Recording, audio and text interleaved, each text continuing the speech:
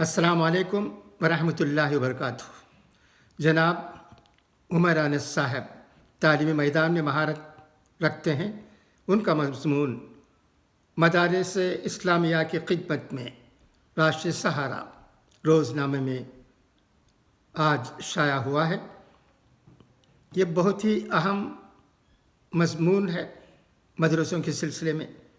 اسے میں آپ کی جانکاری کے لیے پڑھتا ہوں، بغور سنیے گا۔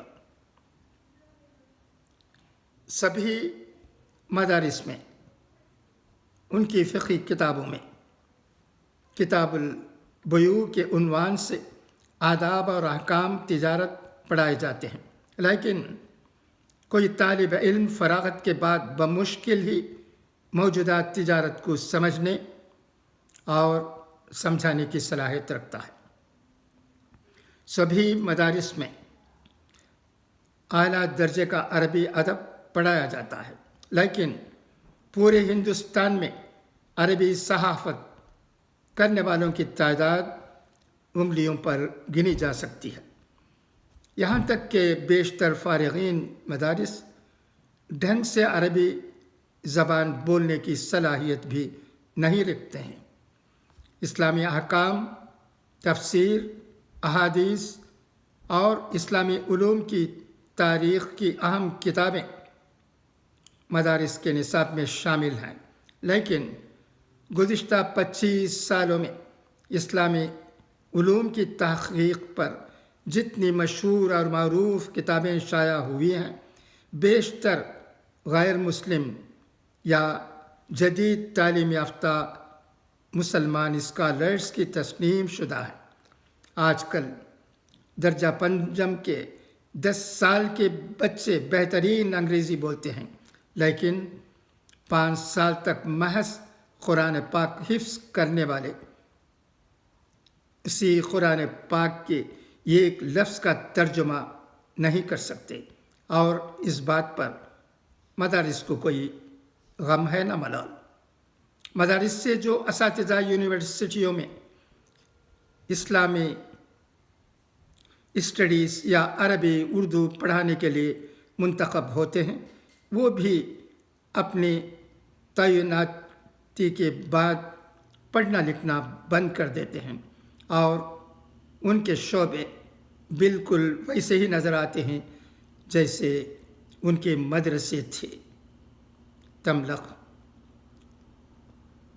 خوشامد پسندی کا ماحول، سکھانے اور سیکھنے سے زیادہ مرید اور مرشد کا رشتہ بنانے پر توجہ ہوتی ہے۔ سوال اور تنقید سے وہ بالکل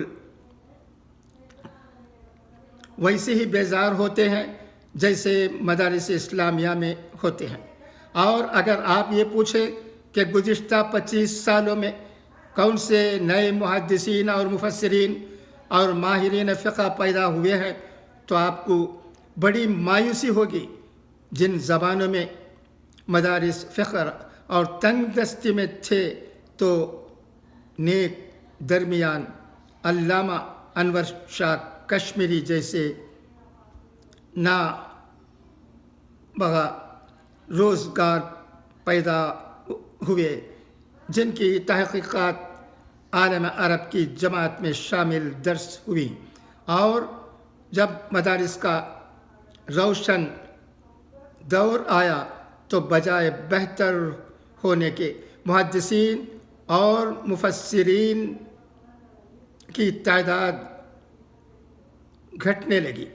یہ گفتگو اس لیے تاکہ ہم یہ سمجھ سکیں کہ مدارس میں اصلاح کا اصل مقصد اور طریقہ کیا ہے۔ مدارس میں سائنس، ریاضیات اور کمپیوٹر کی تعلیم سے جدید کاری کا صرف ایک پہلو ہے۔ میرا تو بنیادی سوال ابھی یہ ہے کہ کیا مدارس خود ان موضوعات اور مضامین میں مہارت اور لیاقت دینے میں کامیاب ہیں جن مضامین کو حظ جان رکھتے ہیں؟ میرا خیال ہے کہ مدارس اسلامیہ دین اسلام کی ابتدائی اور تعارفی سطح کی تعلیم کا ذریعہ محض رہ گئے ہیں۔ ان سے یہ امید کرنا کہ وہ عصر حاضر کے تقاضوں اور معیاروں والے اسکالرز اور محققین تیار کریں گے، یہ تو توقع غیر حقیقی ہے۔ مدارس میں تعلیم کے علاوہ دوسرا کام تربیت کا ہے، یعنی مدارس کے فارغین بلند اخلاقی اقدار کا عملی مظاہرہ کریں اور اسلامی اقدار کا نمونہ پیش کریں۔ اس معاملے میں بھی مدارس اپنے آپ سے دعویٰ تو کر سکتے ہیں کہ وہ تربیت دینے میں کامیاب ہیں، لیکن مدارس کے باہر جن جگہوں پر ان کے اخلاق اور اقدار کا امتحان ہوتا ہے، وہاں ان کے مظاہرے کا کوئی غیر جانبدارانہ تجزیہ موجود نہیں ہے۔ یہ بات تو بہرحال قابل ستائش ہے کہ اخلاقی زوال کے اس دور میں فارغین مدارس باقی تمام نوجوانوں میں زیادہ محفوظ بھی ہیں اور زیادہ محتاط بھی ہیں، لیکن یہ دفاعی تربیت ہے۔ فارغین مدارس کو خود کو محفوظ رکھنے کے لیے نہیں، بلکہ خود کو زیادہ بہتر انسان بنانے اور زیادہ سیکھنے کے لائق بھی بنانا ہوتا ہے۔ اس معاملے میں مثلاً فارغین مدارس کا نئی صلاحیتوں کو سیکھنے میں، نئی زبانیں سیکھنے میں، تکنیکی چیزیں سیکھنے میں، زندگی کی جد و جہد میں کام آنے والی نئی مہارتوں کو سیکھنے میں ان کا رجحان باقی طلباء کے مقابلے میں بہت کم ہے۔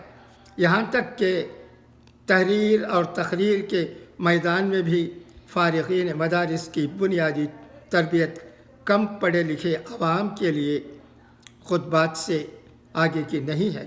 غالباً مدارس کو اس بات کا احساس ہی نہیں ہے کہ اب ہندوستان میں عمومی تعلیم بہت بہتر ہے اور عوامی میڈیا پہلے سے کہیں طاقتور ہے، اور اس لیے عوامی ذہن زیادہ مشکل سوالات اور زیادہ پیچیدہ مسائل میں الجھا ہوا ہے، اور ان مسائل میں تحریری اور تقریری صلاحیتوں کا معیار مناظرہ والی تقاریر سے زیادہ بہتر ہونا چاہیے۔ تربیت کا دوسرا پہلو جذبات اور مزاج کا ہے۔ فارغین مدارس میں ایک عام برائی یہ ہے کہ وہ اپنے مخاطب کے ساتھ احترام سے پیش آنے اور خاص طور پر جو لوگ مدارس کے پس منظر سے نہیں ہیں ان کے ساتھ احترام سے پیش نہیں آتے۔ غیر مدارس کے اسکالرز اور ماہرین سے سیکھنے اور سمجھنے میں ان کو غیر معمولی تکلف ہوتا ہے۔ مثال کے طور پر علی گڑھ، جامعہ ملیہ اور JNU میں مدارس کے بہت طلباء ہیں، لیکن بیشتر آپس میں ہی اور اپنے عربی اردو کے شعبوں کے ساتھیوں اور اساتذہ کے درمیان ہی رہتے ہیں۔ ایک یونیورسٹی میں ہر شعبے کے ماہرین ہوتے ہیں اور وہاں سیکھنے کا خوب موقع ہوتا ہے، لیکن مدارس کے فارغین یونیورسٹی کے ماحول اور اس کے واقعے سے استفادہ کرنے میں بڑی حد تک پیچھے ہیں، لیکن جن طلباء نے دلچسپی دکھائی انہیں غیر معمولی فائدہ ہوا ہے۔ وہاں رہنے کی وجہ سے جدید مسائل کا فہم زیادہ آسان ہوتا ہے، لیکن ان میں ان مسائل پر ہونے والے مباحث میں شرکت کرنے کی دلچسپی نہیں دکھائی دیتی۔ کتنے اہم سیمینار اور ڈسکشن ہوتے ہیں، لیکن مدارس سے آنے والے طلباء ان میں شریک نہیں ہوتے۔ کتنے تحریری مواقع آتے ہیں، وہاں وہ حصہ نہیں لیتے۔ فوٹوگرافی، ڈرامہ، میوزک وغیرہ کے بہت سے مواقع ہوتے ہیں، لیکن ان مواقع میں ان کی دلچسپی نہیں ہوتی۔ مدارس کے طلباء کا مسئلہ یہ نہیں ہے کہ ان کے پاس صلاحیت نہیں ہے، ان کا مسئلہ یہ ہے کہ ان میں صلاحیتوں کو سیکھنے کی شدید خواہش نہیں باقی رہ جاتی ہے، اور یہ بات مدارس کے لیے سب سے بڑی تشویش کا سبب اور مدارس میں اصلاح کا بنیادی موضوع ہونا چاہیے۔ اس میں مزید تشویش کی بات یہ ہے کہ ہماری تربیت ایسی ہے کہ ہم ایسے لوگوں کو تیار کر رہے ہیں جو خود پسندی کے مرض کا شکار ہوتے ہیں. اپنے علاوہ دوسروں کو کمتر دیکھنے کا شدید جذبہ ان کے اندر کیسی تربیت کا نتیجہ ہے؟ یہ سمجھنا بہت مشکل ہے. سیکھنے کے لیے جذبے سے خالی ہونا یہ عجیب بات ہے. یہ ساری باتیں تربیتی نکات کا حصہ ہیں، اور اسی لیے میرا خیال ہے کہ مدارس کا تربیتی نظام فوری اصلاح کا محتاج ہے. اس لیے اس مضمون کا مقصد بحث کرنا نہیں ہے کہ کون سے نئے موضوعات شامل نصاب ہوں یا نہ ہوں، بلکہ یہ ہے کہ جو نصاب ہے اسی میں آپ کتنا کامیاب ہیں. اگر کوئی اصلاحی مشورہ غور میں لایا جا سکتا ہے تو وہ ترکی کا اسلامی تعلیم کا نیا ماڈل ہے. انہوں نے جس خوبصورتی کے ساتھ اسلامی نصاب کو یونیورسٹی اور اسکولوں کا حصہ بنا دیا ہے وہ کسی انقلاب سے کم نہیں ہے. اس تبدیلی کے بعد روایتی مدارس کی ضرورت ہی محسوس نہیں ہوتی. مثلاً وہاں کے اسکولوں میں دینیات کی کتابیں دیکھیں، شاندار پیشکش ہے اور آسان ترین طریقوں سے پیش کیا گیا ہے. ہندوستان کے مسلمان اسکولوں میں دینیات کی جو کتابیں رائج ہیں انہیں دیکھ کر لگتا ہے کہ ابھی ہندوستانی مسلمان 21ویں صدی میں داخل ہی نہیں ہوئے ہیں. طلباء کے ساتھ یہ ناانصافی ختم ہونی چاہیے. تمام اسلامی کتابوں کو کیا اثر نو بہتر ڈیزائن نہیں کیا جا سکتا؟ جو پیسہ مدارس اپنے ناظمین کی بلا تحقیق کتابوں کو شائع کرنے میں لگاتے ہیں، وہ سرمایہ وہ اپنے نصاب کو آسان اور خوبصورت بنانے میں لگاتے تو زیادہ بہتر تھا. اس بات میں مدارس کو کیا پریشانی ہے کہ وہ اپنے موجودہ نصاب میں شامل تمام اصطلاحات کو انگریزی میں یا ہندی میں یا علاقائی زبانوں میں شائع کریں تاکہ طلباء انہیں مدارس کے باہر جانے پر آسانی سے سمجھ سکیں. میں پورے یقین سے کہہ سکتا ہوں کہ جن علماء نے موجودہ کتابوں کو اپنے زمانے کے سب سے شاندار ڈیزائن میں پیش کرنے کی کوشش کی تھی، آج وہ اپنی کتابوں کو دیکھ کر ہماری بے وقوفی اور پسماندگی پر ہنس رہے ہوتے. NCERT کی کتابیں دیکھیں. کیا اسلامی کتابوں کو اس طرح کی پیشکش میں شائع کرنا مناسب نہیں ہوگا؟ کلاس رومز کو جدید تقاضوں کے مطابق بنانا کیا مناسب نہیں ہوگا؟ میں یہ سمجھنے سے قاصر ہوں کہ حفظ قرآن بغیر عربی زبان کی تعلیم سے سوائے استثنائی حالات کے کیسے جائز ہے. بغیر عربی زبان سکھائے حفظ قرآن کے مدارس صرف انہی شرطوں پر جائز ہیں جہاں عربی زبان کی تعلیم دینا ممکن نہیں ہے. لیکن جن اداروں میں عربی زبان کے ماہرین موجود ہیں اور وہاں حفظ قرآن کی تکمیل بغیر عربی زبان کی کم از کم بنیادی تعلیم جس سے وہ تلاوت کا مفہوم سمجھ سکیں شرط ہے. اسی طرح سے صرف مکمل حفظ قرآن کے انتظام کرنا بھی ضروریات کے خلاف ہے. ہونا یہ چاہیے معاشرے میں جو جتنا حفظ کرنا چاہتا ہو اتنے قرآن کے حفظ کا انتظام ہونا چاہیے. 15، 10 اور 5 پاروں کے حفظ کرنے کی خواہش رکھنے والے ہزاروں ہیں لیکن ان کے لیے کوئی انتظام نہیں. بالکل اسی طرح یہ بات بھی ناقابل فہم ہے کہ مدارس صرف عالمیت اور فضیلت کے کورسز فراہم کریں. انہیں موجودہ حالات کے مطابق 6 مہینے سے لے کر 2 سال تک کے مختصر کورسز کا بھی آغاز کرنا چاہیے.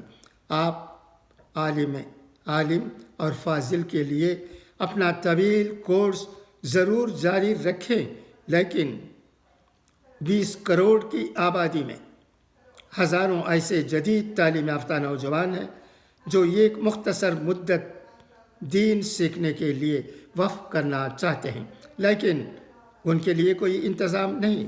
اسی طرح ان کے لیے انگلش میڈیم مدارس کھولنا وقت کی بڑی ضرورت ہے۔ سبھی مغربی ممالک میں انگلش میڈیم مدارس کھولے جا چکے ہیں۔ کوئی وجہ نہیں کہ ہندوستان میں بھی انگلش میڈیم عالمیت اور فضیلت اور افتاح کی تعلیم کا آغاز ہو۔ جیسا کہ عرض کیا گیا، اس مضمون میں مدارس کے موجودہ نصاب کے دائرے میں رہتے ہوئے اصلاح اور بہتری کی تجاویز پیش کی گئی ہیں جو ارباب مدارس کے پیش خدمت ہیں۔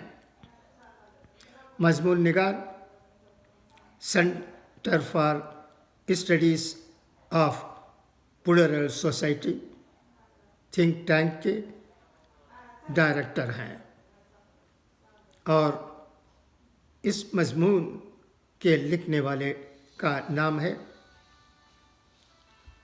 عمیر انس صاحب۔